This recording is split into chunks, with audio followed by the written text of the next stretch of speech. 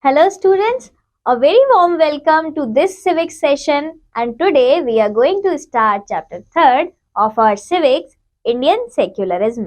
In this chapter you will study about secularism in Indian constitution, freedom of religion, states interference against stigma. Secularism in Indian constitution.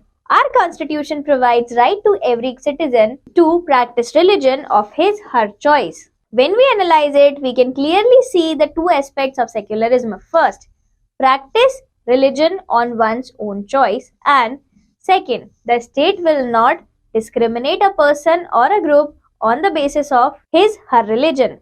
The impartial attitude has been guaranteed in several ways at various places in the constitution. For example, the preamble itself had assured liberty of belief, faith, and worship. Similarly, the provisions that establish secularism are also there in the fundamental rights: equality before law, equal opportunity to secure a job without discrimination on the ground of religion, and the freedom of religion and worship are ample guarantees of secularism. Freedom of religion. Article 25 to 28 of Indian Constitution provide freedom of religion to our citizens. They fulfill the declared objectives of secularism in India. It also reflects the concerns of the makers of the Indian Constitution in protecting and safeguarding the interest of all religious groups, especially the minorities. One of the fundamental rights, the right to freedom of religion, allows full freedom to all the citizens as well as aliens in their religious matter. They can worship the way they like, but without interfering with the religious beliefs and ways of worship of others. Let us have a look at the four provisions of the right to freedom of religion. The first provision declares that every person is free to profess, practice, and propagate his her own religion. But there is a restriction attached to it, that this right will be exercised subject to the norms of public order, morality, and health. According to this provision, the state may make laws for throwing open Hindu religious institution to all classes and sections of Hindu, including Sikhs, Jains, and Buddhists. Look at these pictures and try to understand different religions: Hindu, Muslim, Sikh, and Christian. The second provision under Article 26 grants every religious group the right to manage its own affairs in matters of religion. They can also establish and maintain institutions for religious and charitable purposes, but without compromising with public order and morality. According to the third provision, there shall be no state religion. The state will not be compelled any person to pay any taxes which are specially to be spent for the promotion or maintenance of any particular religion. The fourth provision is very significant, which lays down that no religious instruction can be imparted in any educational institution which is wholly run by the state funds.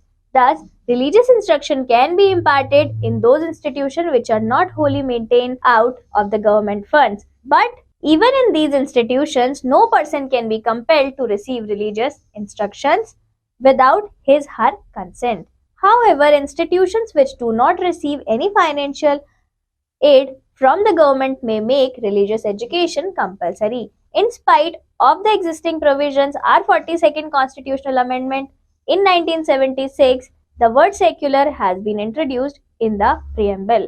The purpose behind adding this word in the preamble was mainly to reiterate that secularism was a part of the basic ideology of people.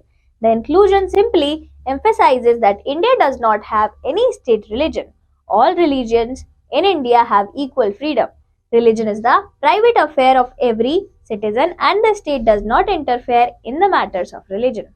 How does Indian secularism work? Unlike USA, where there is strict separation between religion and the state, Indian secularism is flexible in its commitment to fulfill the national goals and ideals laid out in the Constitution. The government in India is judged by whether it is working on the principles and true spirit of secularism or not.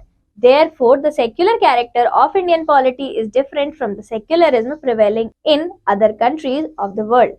As such, India is neither religious nor anti-religious. Many a times, the government does not strictly follow the policy of non-interference with the religious matters and practices. To respect the sentiments of all religions, the government sometimes makes certain exceptions for a particular community. For example, the wearing and carrying kirpan is included in the Sikh religion. So they are allowed to keep a kirpan with them as a religious symbol. Similarly, the wearing of a pagdi by Sikh is again a religious symbol.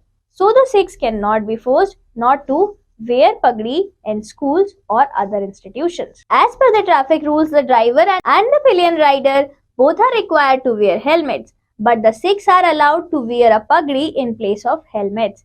State's interference against Sigma.